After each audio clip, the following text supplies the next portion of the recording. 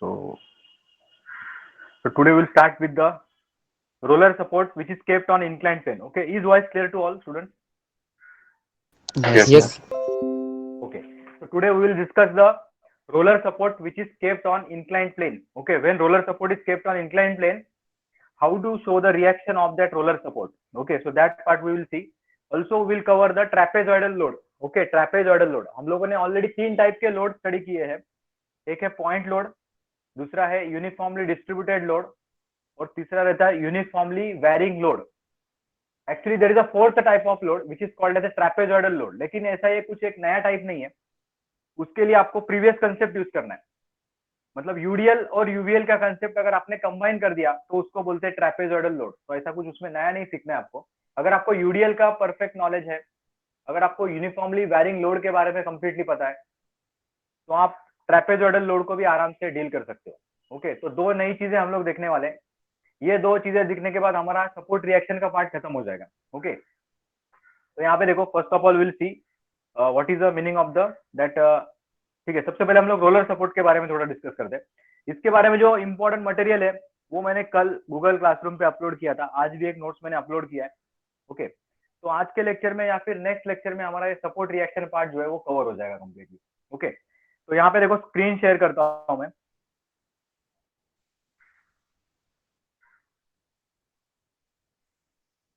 So everyone please pay attention. Important part discuss कर रहे थे बिकॉज जो एग्जाम में क्वेश्चन आता है ना, उसमें कभी कभी क्या होता है कि आपका जो रोलर सपोर्ट है उसको क्या करते हैं वो लोग इंक्लाइन प्लेन पे रखते हैं.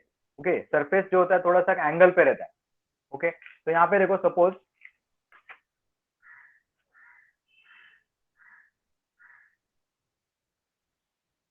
सर साथ में लिखना है. हाँ लिख लो. एक्चुअली ये ना डायग्राम ड्रॉ करो. एक मिनट. हाँ, ये देखो अभी तक आप लोगों ने क्या देखा था. देखो ये रोलर सपोर्ट है बराबर. रोलर सपोर्ट जब हम लोग हॉरिजॉन्टल सरफेस पे रखते हैं, हॉरिजॉन्टल सरफेस, सपोज ये पॉइंट का नाम है बी. तो ऑलरेडी ये सब लोगों ने किया हुआ है प्रॉब्लम सॉल्व, जहाँ पे हम लोग क्या करते हैं. देखो इधर, when roller support is kept on this type of plane, what we do, we simply draw the reaction which is vertical. Vertical reaction हमने क्यों दिखाया? बिकॉज ये सरफेस हॉरिजॉन्टल था. This surface was a flat horizontal surface. so we show one vertical reaction. So can we say that there is a reaction which is perpendicular to the surface? Okay, so reaction whatever we are drawing, it is perpendicular to the surface. Okay, तो जो भी reaction हम लोग दिखाते हैं ना वो surface को 90 डिग्री में रहता है. ओके, तो अभी हम लोग क्या करेंगे देखो. लेकिन ये जो रोलर सपोर्ट है, suppose it is rolling on some plane which is at an angle theta. ये देखो, ये रोलर सपोर्ट है. रोलर सपोर्ट, इसके नीचे रोलर्स है और ऐसा एक एंगल में एक सरफेस जा रहा है. देखो ये सरफेस है ना, एक एंगल में ड्रॉ किया है. देखो, और ये जो पर्टिकुलर एंगल है इट इज थीटा. तो ये ऐसा रोल होके ना ऐसा ऊपर जाएगा. देखो ये ऊपर की तरफ ऐसा मूव होगा. तो अभी क्या होगा, अभी अगर आपने गलती से इसका रिएक्शन अगर ऐसा दिखा दिया, किसी ने अगर ये रिएक्शन ऐसा फिर से वर्टिकल दिखा दिया, तो ये रॉन्ग है. It is not correct way to show the reaction. It will not act in vertical direction now. Okay, so this is very important. It will not act in vertical direction. So what will be the direction of the reaction? See, ये जो reaction है, ये जो surface आपको दिख रहा है सबको, ये सरफेस एंगल पे देखो, थीटा एंगल पे है. तो ये जो रिएक्शन है ना ये 90 डिग्री में रहेगा. देखो it will be acting in a perpendicular direction. Okay, perpendicular direction मतलब क्या होगा? It will act like this. ऐसे एक्ट होगा ये 90 डिग्री होगा. 90 डिग्री. सबको समझ में आया कैसे रिएक्शन दिखाना है? इसमें किसी को डाउट है ये पार्ट में? No sir. Okay, so reaction is always perpendicular to the surface. जो सरफेस पे आप बॉडी रखते हो वो सरफेस को 90 डिग्री में रिएक्शन आपको लगता है. तो ये कंसेप्ट आपको आगे आने वाले चैप्टर्स में भी इंपॉर्टेंट होगा. बिकॉज आगे हम लोग जो फ्रिक्शन चैप्टर स्टडी करेंगे, जनरल फोर्स सिस्टम का इक्विलिब्रियम स्टडी करेंगे, तो उसमें भी आपको याद रखना है बॉडी के ऊपर परपेंडिकुलर डायरेक्शन में रिएक्शन देगा 90 डिग्री. अब ये एंगल में आ गया तो इसको रिजॉल्व करना पड़ेगा. बिकॉज इसके पहले हमने ये जो वीबी दिखाया था ना, इसको रिजॉल्व करने की आपको जरूरत नहीं पड़ी बिकॉज ये ऑलरेडी वर्टिकल था. लेकिन अभी ये एंगल में आ गया. देखो now it is in angle. Okay, तो इसको कैसे कैसे वहां पे मॉडिफिकेशन करना है हम लोग देखेंगे. देखो ये है आपका रिएक्शन वीबी. मैं क्या करूंगा, ये जो पॉइंट है ना, ये पॉइंट यहाँ से एक वर्टिकल लाइन ड्रॉ करूंगा. ऐसा एक वर्टिकल लाइन ड्रॉ करूंगा. ठीक है, ऑलरेडी ये लाइन हॉरिजॉन्टल था, तो यहाँ पे देखो ये 90 डिग्री फॉर्म हो जाएगा, 90 डिग्री। ओके, तो यहाँ पे देखो ये जो एंगल है, दिस पर्टिकुलर एंगल, इसका वैल्यू कितना रहेगा, कोई बता सकता है? ये वैल्यू, ये एंगल का वैल्यू 90 देखो minus 90 डिग्री theta. बराबर, तो ये एंगल हो जाएगा आपका 90 माइनस थीटा हो जाएगा। मतलब ये 30 रहेगा तो ये 60 हो जाएगा। It is 30, so then it will be 60 degree. और अभी ये एंगल कितना होगा, ये total angle, this angle will be 90 minus theta, 90 Theta. minus हाँ बराबर, तो ये हो थीटा। जाएगा आपका, इसको मैं थीटा लिखता हूँ। थीटा कैसा है, 90 minus in bracket 90 minus theta. ये कैलकुलेशन करो, ऑटोमेटिकली आपको पता चल जाएगा, इट बिकम्स थीटा। ओके, तो ये एंगल कितना हो जाता है, थीटा हो जाता है। ठीक है, तो इसका सर, वो मतलब क्या है, इनडायरेक्टली सर ये थीटा कैसे बन ये गया? ये देखो ये लाइन है ना, ये लाइन और ये परपेंडिकुलर देखिए, टोटल 90 एक्चुअली, ये लाइन और ये लाइन परपेंडिकुलर है ना। हाँ सर। करेक्ट, तो ये दोनों का एडिशन 90 आना चाहिए, ये दोनों का जो एडिशन है ना वो 90 आना चाहिए। इसके लिए अगर 90 माइनस थीटा है तो ये थीटा हो जाएगा। समझ में आएगा? ये देखो ये जो लाइन है और ये लाइन कैसा 90 डिग्री में, और यहाँ से मैंने वर्टिकल लाइन ड्रॉ किया था ना, तो ये एंगल मैंने लिखा था 90 माइनस थीटा, तो ऑब्वियसली ये कितना हो जाएगा, ये थीटा हो जाएगा, because this total has to be 90। ये और इसका टोटल 90 आना चाहिए। ओके, क्लियर है सबको अभी? सर सॉल्व करते तो समझ में आ जाएगा, क्लियर है बाकी सर। क्लियर ना? ओके स्टूडेंट, समझ है सबको? ये इंपॉर्टेंट पार्ट है। किसी को डाउट रहेगा तो पूछ लो अभी भी, चाहे तो फिर से एक बार दिखा सकता हूँ। ये एक बार फिर से एक्सप्लेन करता हूँ। देखो जैसे कि ये जो लाइन है ना, ये लाइन इधर देखो, ये लाइन ऐसा जा रहा है, और ये जो पर्टिकुलर एंगल है, ये कितना एंगल दिया था मैंने, थीटा एंगल दिया था। करेक्ट, यहाँ से एक 90 डिग्री का लाइन ड्रॉ किया मैंने, जो कि रिएक्शन है, तो ये बन गया आपका 90 माइनस थीटा। इसका और इसका टोटल 90 आना चाहिए। Okay, because this is again 90 degree, this is perpendicular, तो it has to be theta. ये थीटा होना पड़ेगा, इसको थीटा। ओके डन स्टूडेंट, सबको समझ में आया ये पार्ट? किसको डाउट है इसमें, और किसी को समझ में नहीं आया ऐसा है? चाहे तो इसका स्क्रीनशॉट ले लो, या फिर ये आपके नोटबुक पे आप ड्रॉ करो, ये चाहिए तो, बिकॉज ये डायग्राम इक्विलिब्रियम में भी आपको काम में आने वाला है आगे। इक्विलिब्रियम में काम में आएगा, फ्रिक्शन के चैप्टर में भी ये काम में आएगा आगे, पूरा स्टैटिक्स में ये कहीं ना कहीं तो दिखेगा आपको ऐसा डायग्राम। ओके, समझ आया सबको ये पार्ट? किसी को डाउट है इसमें? No sir. ओके, हाँ, तो अभी देखो, अभी इसको रिजॉल्व कर सकता हूँ मैं इसको। ये देखो ये वीबी था, इसका यहाँ पे थीटा डिग्री एंगल है, तो इसको मैं लिखूंगा, ये वीबी कॉस थीटा बन जाएगा, वीबी कॉस थीटा, और ये बन जाएगा मेरा VB sine theta, VB cos theta, and this will be VB sine theta. Okay, तो ये ऐसा उसको रिजॉल्व करना है। आपको लगेगा कि यहाँ पे दो रिएक्शन कैसे आए, these are not two separate reaction, this is just resolution of the reaction VB. VB का रिजोल्यूशन है ये, बाकी कुछ नहीं है।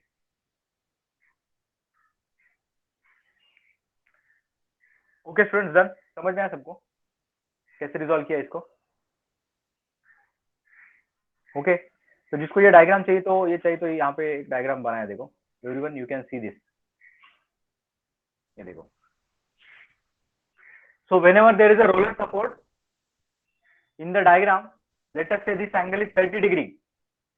Whenever there is a roller support in the problem, the surface is making some angle with respect to ground, maybe 30 degree, maybe 50 degree. So this diagram you have to convert like this. ये diagram को ऐसे convert करना पड़ेगा आपको। यहाँ पे एक reaction रहेगा परपेंडिकुलर डायरेक्शन में, तो ये वीबी कॉस 30 और ये वीबी साइन 30 हो जाएगा। ओके, तो ये इंपॉर्टेंट है, आपको इसको ऐसे कन्वर्ट करना है। डायग्राम में ड्रॉ करते वक्त आपको ये वाला पार्ट ड्रॉ करना है, ये वाला पार्ट। तो इसमें किसी को डाउट है वीबी का एंगल वाई के साथ 30 कैसे आया और इसको रिजॉल्व क्यों किया? ये समझ में आया ना सबको? तो आपको ये वाइवा में भी क्वेश्चन पूछ सकते हैं। When roller is kept on the inclined surface at an angle theta, how will you show the reaction? आप बोलोगे vertical reaction, one reaction vertical, wrong answer रहेगा। आपका आंसर क्या रहेगा? There is a one reaction but perpendicular to the surface. Reaction is one only, but it is perpendicular to the surface, and then you have to resolve that reaction. Okay, तो ये part हम लोगों ने यहाँ पे देख लिया कि how to deal with the roller support which is kept on the inclined surface. तो ये आपको मटेरियल मिल जाएगा, ये ऑलरेडी मैंने कल अपलोड किया था। ओके नहीं, ये एक्चुअली आज अपलोड किया, अभी जस्ट अपलोड किया ये। ओके, इसके बाद का नेक्स्ट पार्ट जो है, इसको किसी को डाउट रहेगा तो पूछ सकता है ये, बिकॉज ये आगे आने वाला है बहुत सारे क्वेश्चन है। अभी हम लोग आगे देखेंगे व्हाट इज ट्रैपेजॉइडल लोड, लेकिन ट्रैपेजॉइडल लोड जो है ना उसको हम लोग सेपरेटली स्टडी नहीं करेंगे। Trapezoidal load we have to directly solve in the problem statement because it is a part of the UDL and UVL only. Okay, so for that we'll study one question. एक question मैं यहाँ पे आपको दिखाता हूँ, देखो। तो सब लोग क्या करो, ये डायग्राम जो है वो जरा ड्रॉ कर लो। एक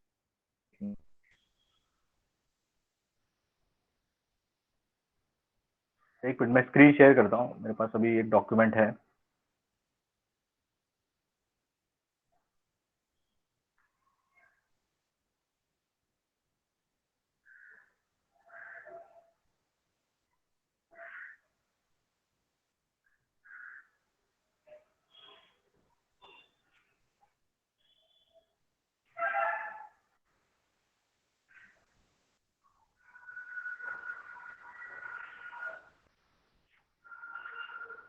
तो ये आज का जो लेक्चर है उसमें मैंने पूरा ये मेंशन किया है, देखो।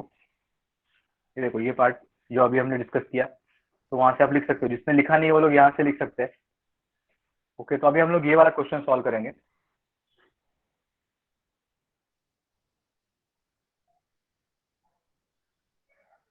तो सबसे पहले हम लोग खाली इंक्लाइन सरफेस का देख लेते हैं और उसके बाद ट्रैपेजॉइडल लोड के बारे में डिस्कस करेंगे। So everyone draw this diagram.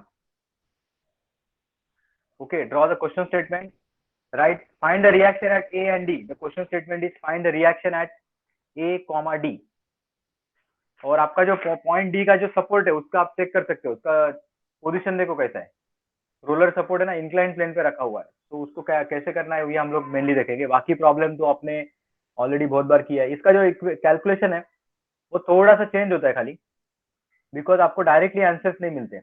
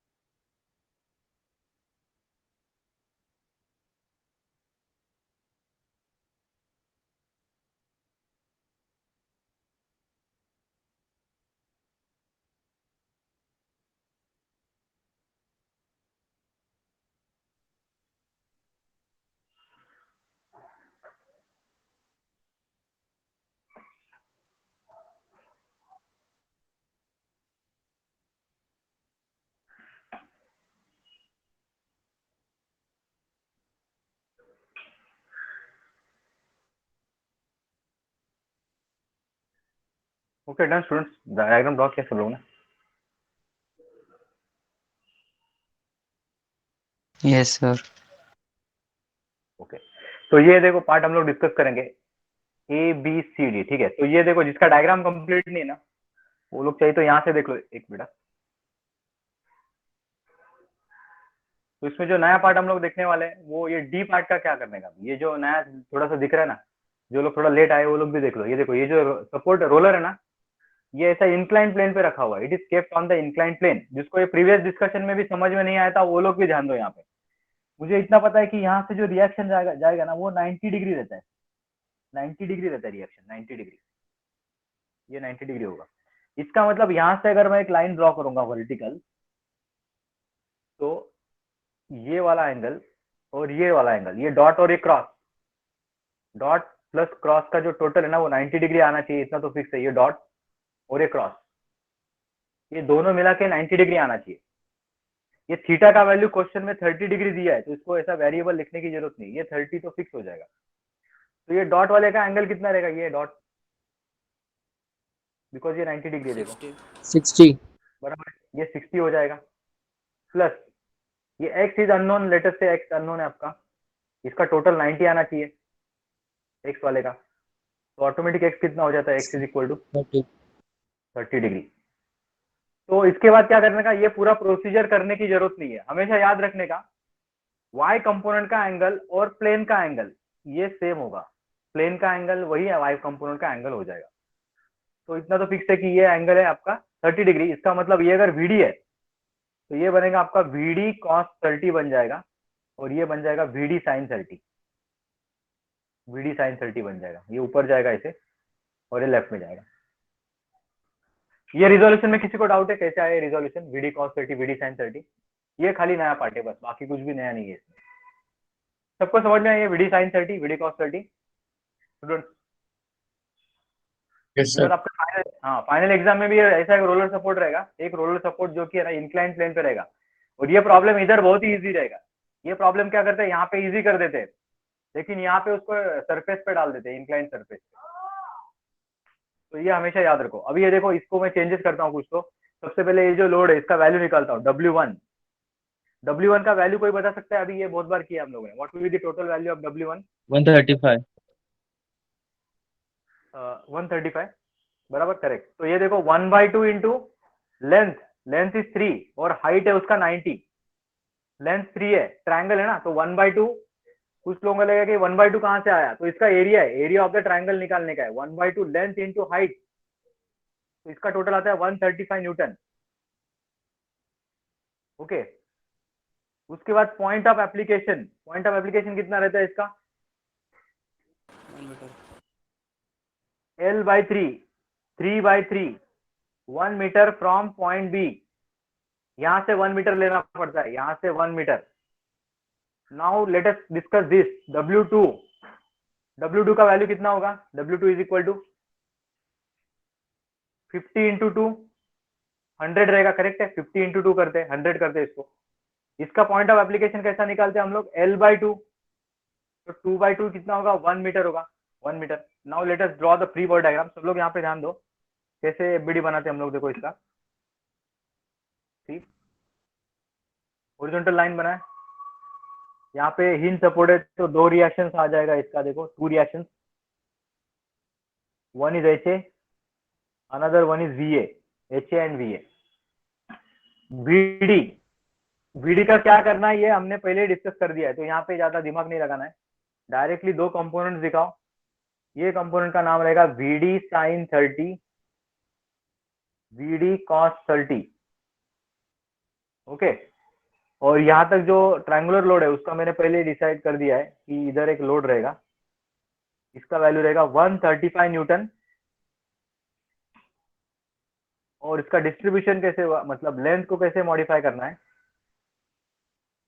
यहाँ पे देखो 3/3, 1 मीटर फ्रॉम बेस रहता है, यहाँ से जहाँ पे हाईएस्ट लोड है ना, हाईएस्ट लोड, वहां से 1 मीटर लेना पड़ता है, देखो ये 1 मीटर वहां से लेना पड़ता है, तो ये 1 मीटर हो जाएगा, तो ये ऑटोमेटिक 2 मीटर लिखना पड़ेगा। ये जो 3 मीटर है इसमें ये 1 मीटर हो गया, 2 मीटर हो गया।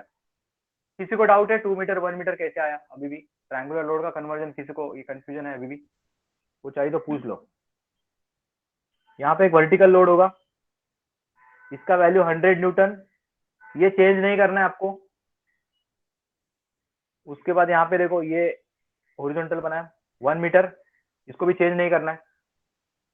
अब ये चीज को चेंज करना पड़ेगा, इसका मिड पॉइंट लेना पड़ेगा, ओके। तो यहाँ पे देखो ये 1 मीटर होगा, this is 1 metre, this load is 100 newton, this point is A, this point is B, this is B, and this point is C. Okay, so is anyone having doubt in this free body diagram? किसी को doubt है क्या free body diagram में? Clear कर लो अभी। Done. ये समझ में आया सबको? VD cos 30, VD sin 30। किसी को लगेगा इधर दो रिएक्शंस कहाँ पे आया, कैसे आया ये दो रिएक्शन? लेकिन ये दो रिएक्शंस नहीं है, ये थोड़ा ध्यान में रखो। ये भी VD है, ये भी VD है। सेम रिएक्शन को रिजॉल्व किया है, देखो same reaction resolve. Okay, now let us apply summation FX equal to 0। अभी देखो ये कैलकुलेशन थोड़ा अलग तरीके का होता है, सब लोग ध्यान दो, यहाँ पे कैलकुलेशन पार्ट इसमें इंपॉर्टेंट है। I can write HA minus VD cos 30 is equal to 0। यहाँ पे आपको आंसर मिलेगा क्या? देखो HA का आंसर मिलेगा इधर। सर sin 30 ना। पॉसिबल। हाँ, VD sin 30 होगा ये, करेक्ट। VD sin 30। इसमें आपको HA का आंसर नहीं मिलेगा बिकॉज VD अननोन है। यहाँ पे VD is unknown, VD unknown, so we can not find out HA। VD unknown है, इसीलिए HA का वैल्यू नहीं मिलेगा। इसको इक्वेशन नंबर 1 दे दो, इसको ऐसे रखो, equation number 1, no problem. Summation Fy equal to 0 VA plus VD cos 30 minus 135 minus 100 is equal to 0. Okay, so I can write, see, VA plus VD cos 30 is equal to, इसका total जो होता है 100, 200, 335 होता है, 335। वहां पे जाके positive बन जाएगा। This is your equation number 2। Equation number 2 है ये। Okay, understood everyone? Summation of moment about point A equal to 0। सब लोग ध्यान दो, यहाँ पे कैलकुलेशन में बहुत बार मिस्टेक करते हैं student. First of all I will write the equation minus 135 into 2 minus 100 into 4 minus 100 into 2, 3, 4, 5 plus BD cos 30 into total distance is 6 metre is equal to 0। Okay, तो ये कैलकुलेशन सब लोग ध्यान दो। जिसको कैलकुलेशन में थोड़ा डाउट रहता है हमेशा, वो लोग यहाँ पे ध्यान दो। पहले मैं क्या करता हूँ, ये पार्ट छोड़ के सबका कैलकुलेशन इधर कर लेता हूँ। ठीक है, यहाँ पे देखो माइनस, यहाँ पे देखो minus 135 into 2 minus 100 into 4 minus 100 into 5 1170 आया आंसर हमारा, माइनस 1170। ठीक है, लिख लिया यहाँ पे माइनस 1170 प्लस इधर क्या करने का, देखो एक्चुअली बहुत ही सिंपल पार्ट है, लेकिन फिर भी कुछ लोग मिस्टेक करते हैं, उनके लिए बता रहा हूँ। ये जो VD है, खाली ये पार्ट अननोन है आपका, ये पार्ट। cos 30 इंटू 6 का आंसर निकाल सकते हो आप लोग, cos 30 इंटू 6 है ना, cos 30 इंटू 6 कर सकते हो ना आराम से। तो वो मैं कर लेता हूँ। यहाँ पे देखो cos 30 इंटू 6 कितना था आंसर, देखो 3√3 मतलब 5.196 आया, 5.196। ठीक है, वो मैं लिख लेता हूँ। तो ऐसा लिखना पड़ेगा, VD into 5.196 is equal to 0। तो इनका मल्टीप्लीकेशन इधर ही कर लो और यहाँ पे उसके बाजू में लिख दो। अभी मैं ऐसा लिख सकता हूँ, VD इज इक्वल टू, ये राइट हैंड साइड पे जाएगा, 1170 पॉजिटिव बनेगा, और ये जो मल्टीप्लीकेशन है वो वहां पे जाके डिवीजन में जाएगा, 5.196। Okay, so if I divide 1170 by the answer, कितना आता है VD का वैल्यू? देखो किसी ने किया calculate, VD equal to sir 225.43 225.43 आएगा। ठीक है, चलेगा मेरा 16। सर VD 16 एक्स टाकून पण येईल ना कॅल्क्युलेटर मध्ये? Yes correct, VD x directly डालोगे ना तो फटाफट हो जाएगा। ये देखो वो कैसा करने का वो भी दिखा देता हूँ। Minus 135 into 2 minus 100 into 4 minus 100 into 5, उसके बाद VD है ना, प्लस VD की जगह पे x डाल दो, अल्फा एक्स कर दो, अल्फा एक्स इंटू cos 30 कर दो, cos 30 इंटू cos 30 के बाद लिख लो आपका 6 alpha equal to 0 minus 135 into 2 minus 400 minus 500 plus alpha x into cos 30 into 6। Okay, alpha equal to 0 आ गया। अच्छा 0 प्रेस करना पड़ता है ना, मैंने गलती से इक्वल टू सर प्रेस किया, शिफ्ट ठीक है। 0 शिफ्ट कॅलो हाँ हाँ, तर ऍक्च्युली मी ते इक्वल टू दाबलं ना म्हणून minus 500 plus alpha x into cos 30 into 6 alpha equal to 0 ऐसा है वो एक्चुअली। हाँ अभी shift calc is equal to 225.167 आ जाता है। ओके तो बराबर है, वैसे किया तो भी हो जाएगा। अभी ये जो वीडी का आंसर है ना, वीडी ये एक बार इक्वेशन 1 में रखो और एक बार इक्वेशन 2 में रखो। ये देखो इक्वेशन 2 में भी रखो, इक्वेशन 1। जब मैं इसको इक्वेशन 1 में पुट करता हूँ तो मेरा एच ए का आंसर आ जाता है, इसका हाफ आ जाता है, साइन 30 हाफ रहता है ना, तो 225.167 इंटू साइन 30 आ जाता है आंसर। हाँ, सर 112 पॉइंट यहाँ पे 112586 586 आ गया, ठीक है। और हाँ हाँ चलेगा।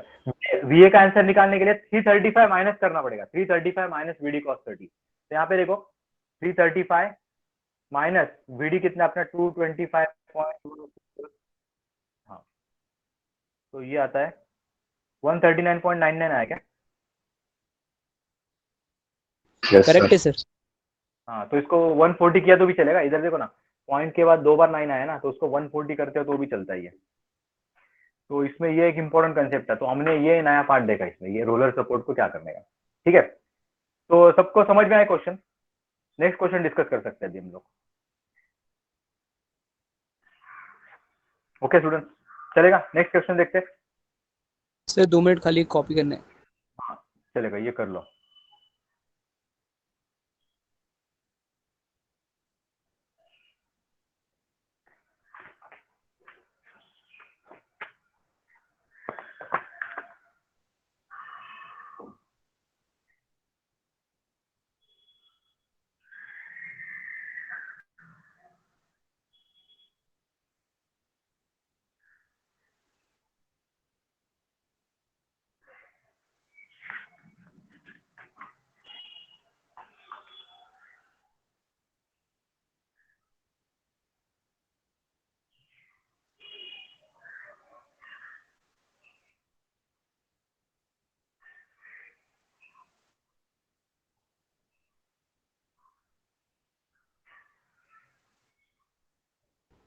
Done sir. ओके हाँ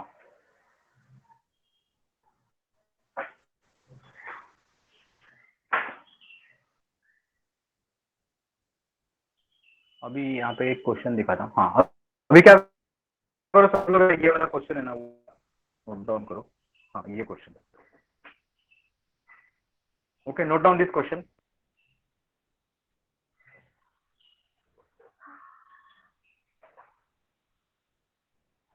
अब इसमें थोड़ा एक नया टाइप का लोड आपको दिख रहा है, उसके बारे में डिस्कस करेंगे। आपका यूडीएल और यूवीएल अगर क्लियर है ना, तो आपको इसमें प्रॉब्लम नहीं आएगा।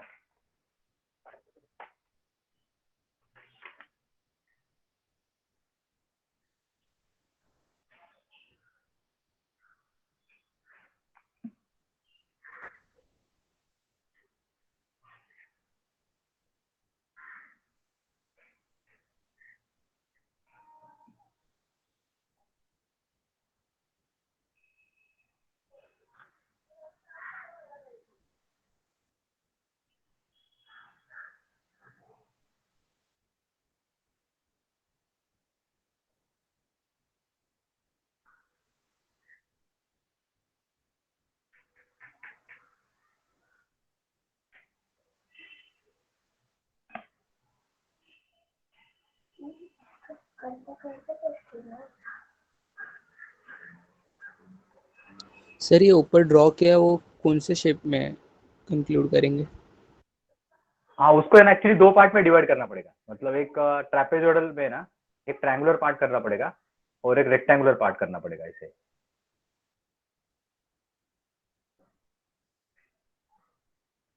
एक मिनट में बताता हूँ तुमको कैसे करने का इसका।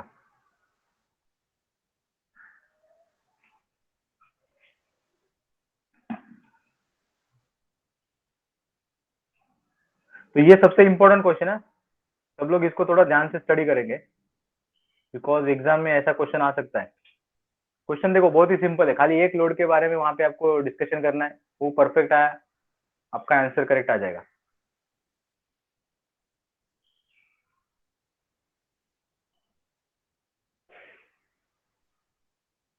इसमें और एक नई चीज है, एक तो पॉइंट बी के आगे अभी तक आपने देखा नहीं था एक भी पार्ट में ना, पॉइंट ए और बी के बाद जो आपका बीम है वो एक्सटेंड नहीं हुआ था कभी भी। तो ये इंपॉर्टेंट क्वेश्चन है, इसमें दो तीन नई चीजें है। तो सब लोग ये क्वेश्चन थोड़ा ध्यान से देखो।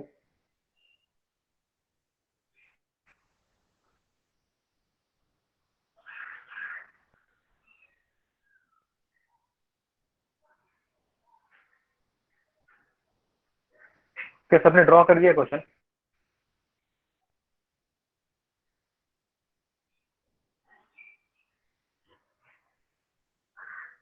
यस सर, हो गया।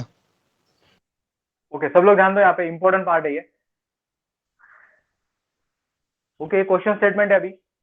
इसमें सबसे पहले मैं आपको बोलता हूँ कि आपने अभी तक ऐसा एक भी बीम नहीं देखा था जिसमें सपोर्ट के आगे बीम गया हुआ है।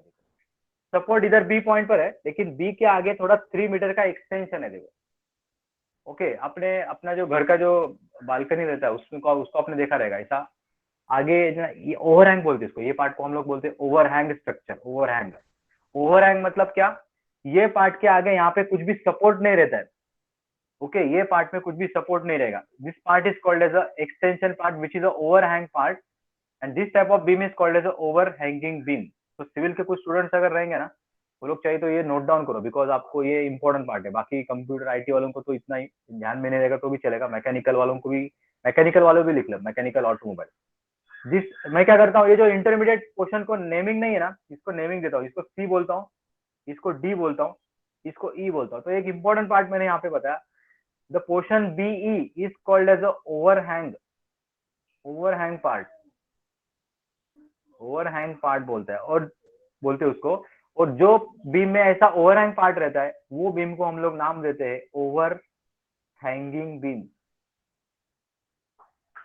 ओके तो कभी कभी सपोर्ट के आगे भी ज्यादा एक्सटेंशन नहीं रहता, बहुत ज्यादा एक्सटेंशन रहेगा तो क्या होगा कोई बता सकते क्या? बहुत ज्यादा एक्सटेंशन है, थोड़ा इमेजिन करके बता सकते हो? सर गिर इसमें जाएगा अगर ना बहुत ज्यादा बालकनी वगैरह हाँ ऐसा, गिर जाएगा, शेप क्या हो जाएगा एक्चुअली, बेंड हो जाएगा, ऐसा बेंड हो जाएगा। एंड हो जाएगा।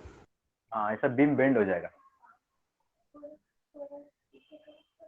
ओके तो इसके लिए ओवरहैंग का जो लेंथ है ना ज्यादा नहीं रहता है, वो बहुत ही थोड़ा, मतलब उसमें अगर स्ट्रेंथ रहेगा, इनफ स्ट्रेंथ रहेगा तो ही उसको हम लोग एक्सटेंड कर सकते हैं। ओके अदरवाइज उसको ज्यादा एक्सटेंड नहीं कर सकते हम लोग। तो ये ओवर हैंगिंग, तो हमने एक नई चीज देखी यहाँ पे, the beam which is extended beyond the support, after support if there is some extension in the beam, then that extension is called as a overhang extension, overhang part, and that type of beam is called as a overhanging beam. So we are dealing with the overhanging beam. कुछ ज्यादा नया नहीं करना है आपको, semi procedure follow करना है। Just I am naming that terminology, और टर्मिनोलॉजी के बारे में आपको बता रहा हूँ। ओके अभी इसमें ये जो रोलर सपोर्ट है इसके बारे में तो हम लोगों ने पहले ही देखा था। तो रोलर सपोर्ट को यहाँ पे थोड़ा मैं आपको बताता हूँ कैसे रिजॉल्व करना पड़ेगा। ये थीटा डिग्री एंगल है ना, इसका 30 डिग्री एंगल है, अभी भी 30 डिग्री है। तो इसका सबको रिजोल्यूशन पता है, ऐसे रिजॉल्व करते हैं हम लोग इसको। ये देखो ये रिजोल्यूशन सबका याद होना चाहिए। अभी इसको अगर मैं वीबी बोलता हूँ तो वर्टिकल कंपोनेंट कितना रहेगा, डायरेक्ट कंपोनेंट का नाम बताओ अभी, इसका वैल्यू कितना होगा ये vertical component? 60 VB cos VB cos 30. वीबी कॉस 30 रहेगा, वर्टिकल कंपोनेंट का वैल्यू रहेगा वीबी कॉस 30, और इसका वैल्यू रहेगा वीबी साइन 30। इसका रीजन उधर मैंने पहले डिस्कस कर दिया है। ओके अभी ये जो पार्ट है ना, सब लोग ध्यान दो यहाँ पे, इसको कैसे डील करने का।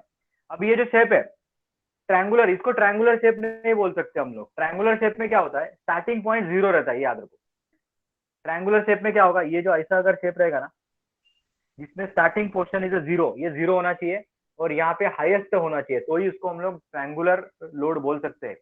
इसमें स्टार्टिंग में 0 नहीं है, स्टार्टिंग में कुछ वैल्यू है, देखो स्टार्टिंग में इसका वैल्यू 20 है और एंड में उसका वैल्यू 80 बनता है। स्टार्टिंग में 20, लास्ट में 80। सो this is not a uniformly, it is a varying, it is also uniformly varying but it is not triangular load.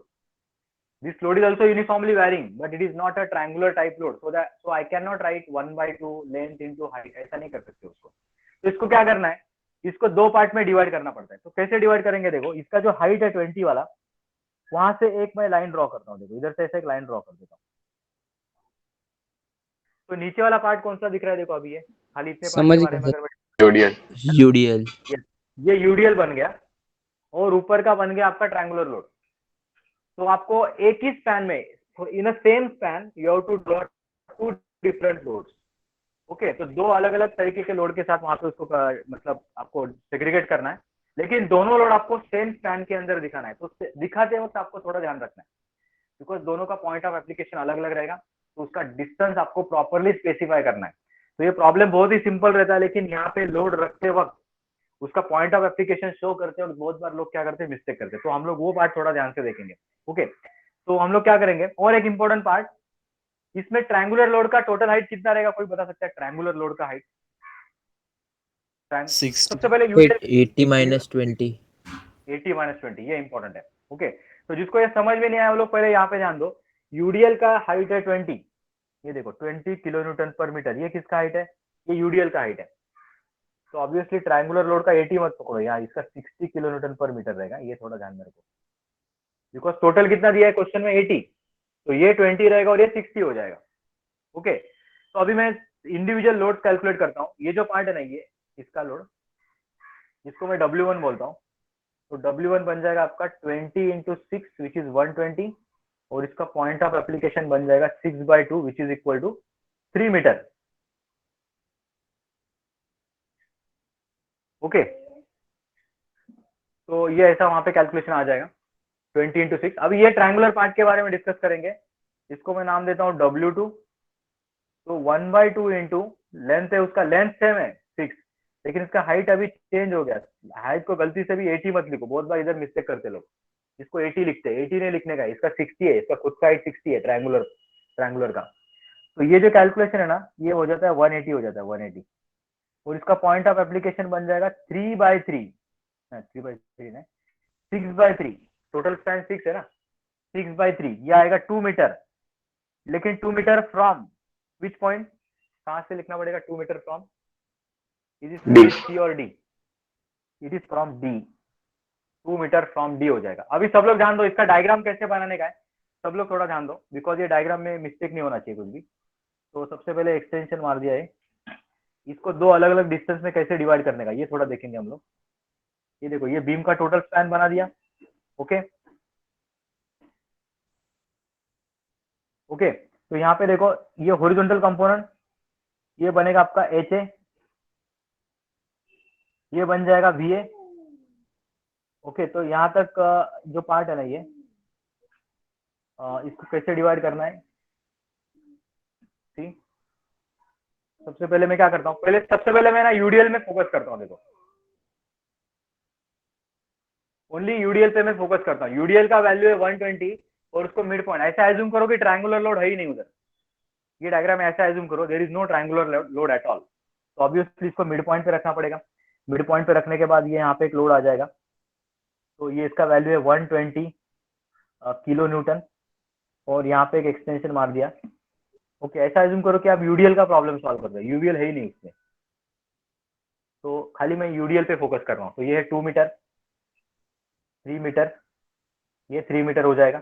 ये 2 मीटर में कुछ चेंजेस नहीं करना है, और इसका मैंने पहले डिस्कस कर दिया था ये कैसे इसको रिजॉल्व करना है। इसका वर्टिकल कंपोनेंट,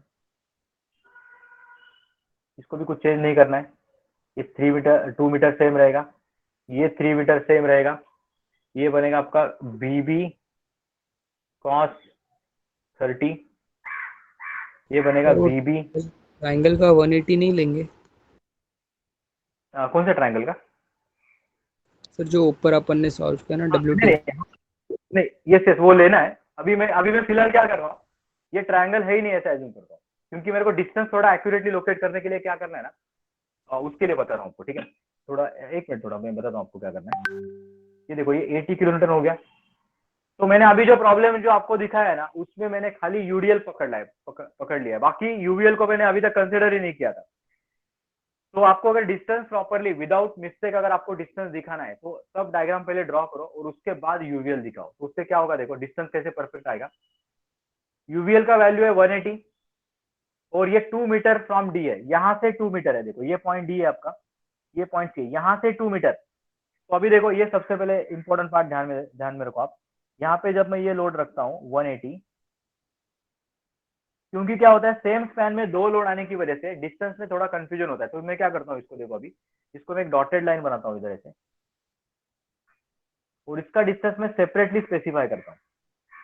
सेम स्पैन में इसका डिस्टेंस मैं सेपरेट स्पेसिफाई करता हूँ। ये डायग्राम थोड़ा केयरफुली आपको बनाना पड़ेगा, नहीं तो डिस्टेंस में अगर आपने गलती किया तो प्रॉब्लम आपका गलत आ जाएगा। तो ये कितना है, ये 4 मीटर और ये है 2 मीटर, ये 4 मीटर और ये 2 मीटर है। किसी को डाउट है कैसे निकाला डायग्राम? सर वो ट्रायंगल वाले को कैसे क्या नहीं समझा। अरे हाँ ये नीचे ट्रायंगल सॉल्व। वाले का कैसा है, हाँ ये ट्रायंगल का कैसा है, देखो ट्रायंगल का हाइट है ना, ये 60 है ना, बिकॉज नहीं ये नहीं टोटल सर, 80 मतलब था। नीचे वाले डायग्राम में मतलब आपने 3 मीटर मार्क किया ना 118 किलो न्यूटन का, वो कैसे हम्म। आया वो नहीं समझा। हाँ एक्चुअली ना ये 3 मीटर जो है ना, 3 मीटर ये यूडीएल के लिए, देखो ये 120 वाला है ना, ये देखिए हाँ यस 120 सर। वाला जो है उसके लिए क्या है, 3 मीटर हम्म। बराबर। और 180 के लिए, 180 का यहाँ पे देखो, यहाँ पे थोड़ा एक्सटेंशन मार दिया है ऐसे, और ये लाइन का डिस्टेंस यहाँ से 4 मीटर है और यहाँ से 2 मीटर है। इसका सेपरेट लिख दिया मैंने, ये सेपरेट लिखा है, देखो ये। ओके। ओके, एक्चुअली जब मैं मोमेंट लूंगा ना तो आपको ज्यादा क्लियर हो जाएगा। यहाँ पे देखो आप समेशन एफ एक्स और एफ वाई तो लिख सकते हो, मैं क्या करता हूँ आपको summation of moment about point ए का इक्वेशन आपको बोलता हूँ। यहाँ से आपका डाउट क्लियर हो जाएगा कि इसमें आपने, अगर आपने मिस्टेक किया होगा ना तो यहाँ पे ये इक्वेशन आपका रॉन्ग आ जाएगा। जो जो लोगों का ये इक्वेशन रॉन्ग आता है उनका एफबीडी रॉन्ग रहेगा 100%, और जिसको ये इक्वेशन समझ में आया उनको एफबीडी भी समझ में आ जाएगा। तो यहाँ पे देखो सबसे पहला फोर्स कौन सा लूंगा मैं, कोई बता सकता है सबसे पहला फोर्स ये डायग्राम में मोमेंट लेते वक्त? इसका तो 0 हो जाएगा, आगे कौन सा लेना पड़ेगा सबसे पहले? 120 ना, ऑब्वियसली करेक्ट ना। 120 इंटू 5। 120 इंटू 5 बराबर, ये सबको समझ में आया 5 किधर से आया? बिकॉज मैंने डायग्राम करेक्टली ड्रॉ किया है। ये जो मेरा 120 का जो फोर्स है, देखो 120 का जो फोर्स है उसका डिस्टेंस मैं यहाँ से मेजर कर सकता हूँ। देखो ये जो फोर्स है ये यहाँ से 5 मीटर के डिस्टेंस पर है, यहाँ से 5 मीटर, इसीलिए 120 into 5 anti clock sorry clockwise है, इसीलिए माइनस। अभी सब लोग ध्यान दो, 180 180 का डिस्टेंस कोई बता सकता है कितना होगा? 180 इंटू 6. 6 metre, 6 metre correct.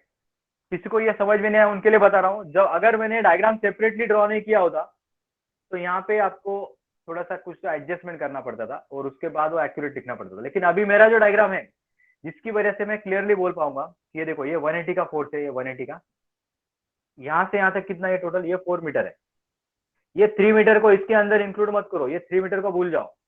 ये देखो ये 4 मीटर और उसके बाद ये 2 मीटर, तो टोटल 2 प्लस 4 6 मीटर हो जाएगा। बिकॉज ये 180 का ये 3 मीटर और ये 3 मीटर के साथ कुछ भी रिलेशन नहीं है, तो इसीलिए ये प्रॉब्लम यहाँ पे थोड़ा कॉम्प्लिकेटेड बन जाता है। बिकॉज सेम स्पैन में मैंने यूडीएल भी दिखाया और यूवीएल भी दिखाया, तो इसीलिए यूवीएल का मेरे को सेपरेट एनालिसिस करना पड़ेगा। 4+2, इसको ये 3 मत ले लो, कुछ लोग गलती से 2+3+4 कर देते हैं, ऐसे भी कुछ है। ये टूल भी देते हैं, हाँ चल 3 दिख रहा है ना, तो कोई क्यों छोड़ने का, इसको भी ले लो अंदर। 2+3 5 मीटर प्लस 4 9 मीटर कर देते हैं। तो ये ध्यान में रखो, ये 4 मीटर यहाँ से यहाँ तक 4 मीटर है और ये 2 मीटर, तो इसीलिए ये 6 आया। जिसको ये 6 समझ में नहीं आया उनको ये प्रॉब्लम समझ में नहीं आएगा। ओके, ये एक बार क्लियर हो गया तो अभी आपका बहुत ही ईजी है। पहले मैं ये 80 वाला ले लेता हूँ, बिकॉज जो कांस्टेंट नंबर है ना वो पहले लिख लेता हूँ। -80 इंटू कितना करोगे, 80 इंटू कितना होगा, 80 इंटू कितना रहेगा डिस्टेंस पॉइंट ए से? 13 13 होगा क्या। 13। 13 यस, 80 इंटू टोटल 3+2+6+2। ओके, अभी अभी जो वेरिएबल वाला है, जो अननोन वाला है, ये देखो ये अननोन है, एंटी क्लॉकवाइज है, तो इसको प्लस करूंगा, प्लस वीबी कॉस 30, वीबी कॉस 30 इंटू इसका कितना डिस्टेंस रहेगा, वीबी कॉस 30 का 10। 10 मीटर करेक्ट। तो अभी किसको नॉर्मल वे से करना है, कन्वेंशनल मेथड से करना है, कर सकते हो, या फिर उसको एक्स डाल के, वीबी की जगह पे एक्स डाल के मुझे आंसर बताओ, इसका वीबी का आंसर कितना आएगा? What will be the answer of VB?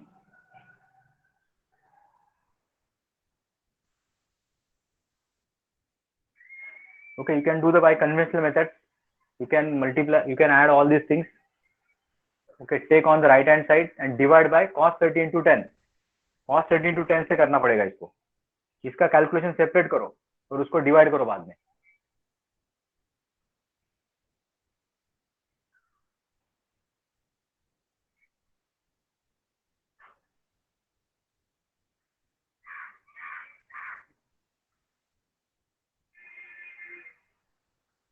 Okay, so everyone, 314.078. Correct 314.078. बाकी लोग भी ये चेक करो करेक्ट है क्या सब लोग. और इक्वेशन सब लोग इक्वेशन ध्यान से पढ़ो और ये कैसे आया वो सब लोग देख लो एक बार. करेक्ट किसी को डाउट रहेगा, हाँ सब लोग ये चेक करो. कैलकुलेशन पार्ट चाहिए तो यहाँ पे मैं दिखा देता हूँ. देखो already I have solve this problem. तो ये देखो इसका पूरा एनालिसिस भी मैंने यहाँ पे दिखा दिया है. ये जो एनालिसिस है ये एग्जाम में ये करने का नहीं है, खाली ये सॉल्यूशन ऑनवर्ड. ये देखो ये सॉल्यूशन है ना, इसके आगे का पार्ट ही आपको करना पड़ेगा. तो सब लोग ये सॉल्यूशन देख लो, नोट डाउन करो सब लोग. कुछ डाउट रहेगा पूछ लो, ये कैसे आया, किसी को डाउट रहेगा पूछ लो ये.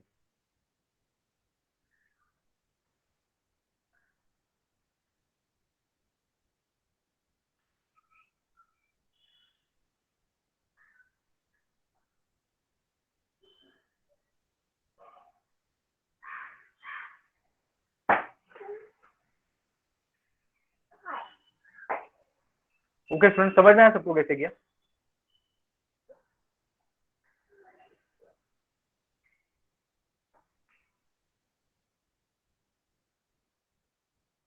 सर अभी fx और fy सॉल्व करना है ना. यस, इसके बाद एफ एक्स करो, एफ वाई करो. और अगर ऐसे तो हमेशा आप ऐसे भी कर सकते हो, जब है ना रोलर सपोर्ट का प्रॉब्लम आता है ना इंक्लाइन प्लेन पे, तो मोमेंट का इक्वेशन पहले लिख लेने का. आपको पता है मोमेंट के इक्वेशन से तो एक आंसर फिक्स आता ही आता है. तो वो आंसर फिर है ना बाकी इक्वेशन में लिखना आपको इजी जाएगा. इसलिए पहला मोमेंट का इक्वेशन, बहुत बार क्या होता है टेक्स्ट बुक में, बहुत बार लोग क्या करते हैं सपोर्ट रिएक्शन के प्रॉब्लम में मोमेंट का इक्वेशन पहले लिख लेते हैं. इवन आप जब है ना इक्विलिब्रियम चैप्टर स्टडी करोगे तो भी आपको पता चलेगा कि मोमेंट का इक्वेशन पहले लिखने से आपका थोड़ा प्रॉब्लम आगे इजी बन जाता है. तो इसीलिए मोमेंट का इक्वेशन पहले सॉल्व किया तो भी चलेगा. You will get one answer, VB का आंसर मिलेगा और वो वीबी ऊपर रखते जाओ, ऑटोमेटिक आपका बाकी का आंसर भी फटाफट आ जाएगा. ओके, तो ये मैंने अपलोड किया है, अगर आप गूगल क्लासरूम चेक करोगे तो वहां पे आपको ये आंसर्स मिल जाएंगे इसके. उसके बाद ये प्रॉब्लम आपको एज अ होमवर्क सॉल्व करना है. ओके, सब लोग ये प्रॉब्लम सीरियसली, ओके सिंसियरली सब लोग ट्राई करो ये प्रॉब्लम. तो आपका ये डाउट क्लियर हो जाएगा पूरा. क्योंकि ऐसा है, देखो ये ऐसा हो सकता है यही क्वेश्चन एग्जाम में आ जाए. बहुत बार एमडी जाल का एज इट इज क्वेश्चन लोग एग्जाम में डाल देते हैं. एमडी जाल के सॉल्व या अनसॉल्व क्वेश्चन में से एक है ना एज इट इज प्रिंट कर देते हैं एग्जाम में. तो ये क्वेश्चन हो सकता है एग्जाम में आ जाए. तो सब लोग ये क्वेश्चन थोड़ा आराम से बैठ के, थोड़ा आधा घंटा जाएगा लेकिन आपका ये सपोर्ट रिएक्शन पूरा क्लियर हो जाएगा इससे. ओके, तो इसमें मेजोरिटी 95% पार्ट हम लोगों ने सपोर्ट रिएक्शन का क्लियर किया है. तो खाली जो स्पेशल केस वाले थोड़े से प्रॉब्लम है वो हम लोग कल सॉल्व करेंगे, जिसमें आपका सपोर्ट रिएक्शन कंप्लीट हो जाएगा और इक्विलिब्रियम में आप फिर जनरल फोर्स सिस्टम में आप जा सकते हो. ठीक है, तो ये आप गूगल क्लासरूम से आप चाहिए तो देख लो. ओके, 2 मिनट खाली ध्यान दो सब लोग. यहाँ पे अटेंडेंस ले लेता हूँ मैं.